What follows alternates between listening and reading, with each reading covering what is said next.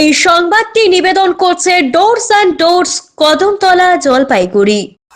সদ্য অকালে প্রয়াত হয়েছেন দলের একনিষ্ঠ কর্মী রজনীকান্ত রায়। অপরদিকে 10 দরকা এলাকায় দলের যুব নেতা আজাদ আনসারির বাবাও এক সড়ক দুর্ঘটনায় মারা গিয়েছেন। কলকাতা থেকে ফিরেই শোকগ্রস্ত ওই দুই পরিবারের পাশে দাঁড়ালেন রাজগঞ্জের বিধায়ক তথা তৃণমূলের জেলা চেয়ারম্যান খগেশ্বর রায়। মৃতদের পরিবারকে সমবেদনা জানানোর পাশাপাশি সব রকমের সহায়তার আশ্বাস দেন তিনি। খগেশ্বর জানান, সারিয়া আমের রজনী আমার দীর্ঘদিনের সাথী। 49 বছর বয়সে অকাল মৃত্যু হয়েছে তার। দুঃখজনক ঘটনা। আজাদ আনসারির বাবার মৃত্যু অপ্রত্যাশিত। ওই দুই পরিবারের পাশে থাকার বার্তা দিলাম।